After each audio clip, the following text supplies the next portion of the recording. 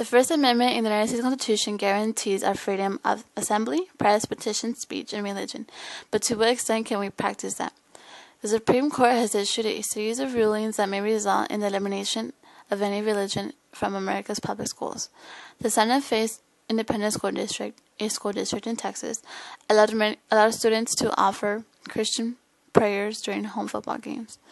Two sets of current or former students and their mothers, one Mormon and the other Catholic, filed a lawsuit on the basis of a violation of the Establishment Clause. The First Amendment Establishment Clause prohibits the government from making any law respecting an establishment of religion. Santa Fe Independent School District versus Doe. The plaintiffs, being the Does, preferred to remain anonymous to protect them from harassment.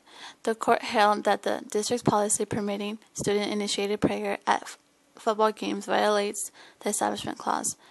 During the case, the school changed its policy to hold two elections under the students. The first being if prayers should be held during football games. If that passes, the second should be to elect a student to deliver them. The district court allowed this policy, though it required that they be integrated, open to all races, or non-proselytizing, to convert one person from one belief to another.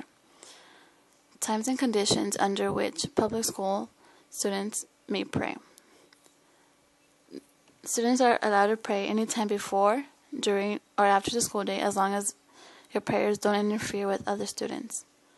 In meetings of organized prayer or worship groups, for example, like Christian clubs or things to that nature.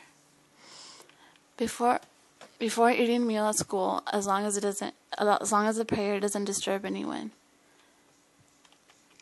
However, the Supreme Court's rulings of June 19, 2000, may have brought this practice to an end. My opinion on this is that we had a Christian club in my high school, which happened to be a public high school.